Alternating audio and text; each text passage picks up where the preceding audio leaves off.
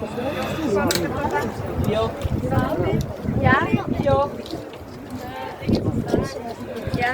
қазір Порт Наполеонға барамын. Ол үшін мына Остенде қаласының портына, пирсіне келдім. Қазір паромға отырамыз. Сол паром бізді Наполеон фортына алып барады.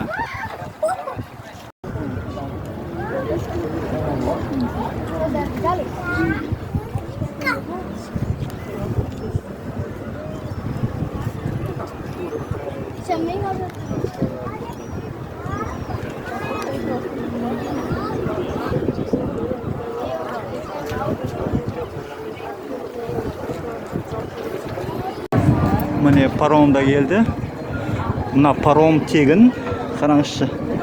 Бельгияның күштілігіне, я. Паромдары тегін. Қазір осыған отырамыз.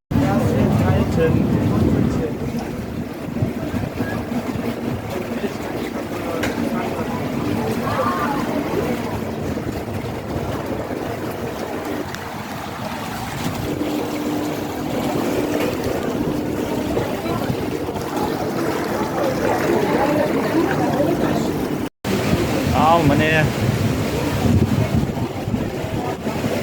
Порт Наполеонға қарай беттедік.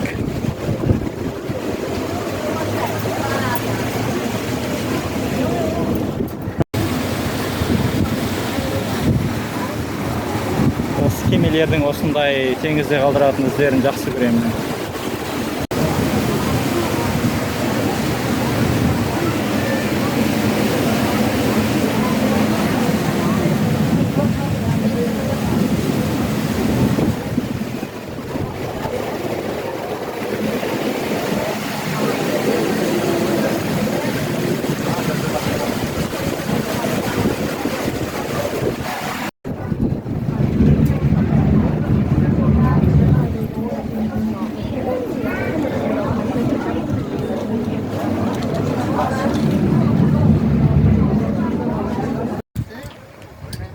Міне Наполеон форты, міне осы паром бізді тастап кеткен жерден бірталай қашықтықта орналасқан. Велосипедпен келдік. Форт Наполеон. Наполеон форты, міне осы. Итте келді Наполеоны көруге. Міне иттермен жүр. Наполеон фортына кіре берісте мынандай жазу бар. 3 тілде. Ағылшын тілінде, француз тілінде және Нидерланд тілінде, яғни голланд тілінде. Міне бұнда мынандай ақпарат жазылып тұр. Қазір мен сіздерге аударып берейін. Сонымен аты айтқандай, Наполеон бұл қамалдың салынуын Наполеон бұйрық берген. Салуына жаңағы айқын болмаса да, бұл бекініс, бұл 1811 жылы салынған бұл бекініс пентагонал, яғни 5 қырлы. Әр қыры стратегиялық жағынан жаңағы оптималды оқ атуға жасалынған. Бұнда француз, британ бір жағынан, нацистер және олардың одақтастары екінші жағынан соғысқан. Кейінірек Остенде қаласының тұрғындары бүйірге өздерінің ғашықтарын алып келе бастаған.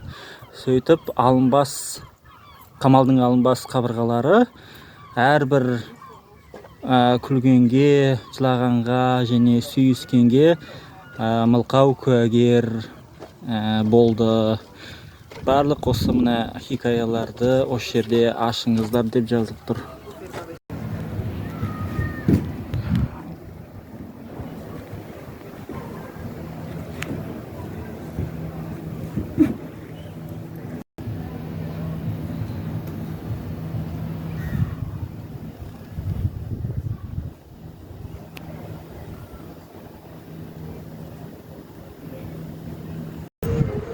Міне бекіністің шатырына шықтық.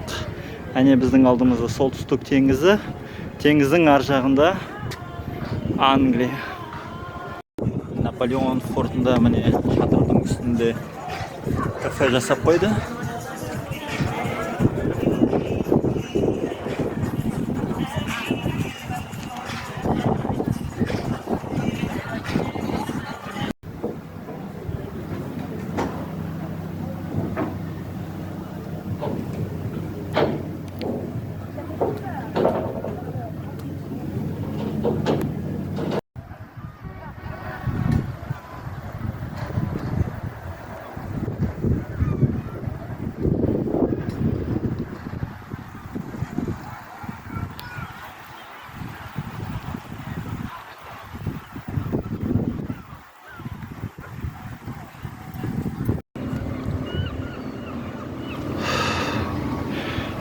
Форт Наполеоннан пароммен емес велосипедпен қайтқандықтан мынау жаңағы не паромға отырған жерге басқа жағынан қарағандағы көрініс.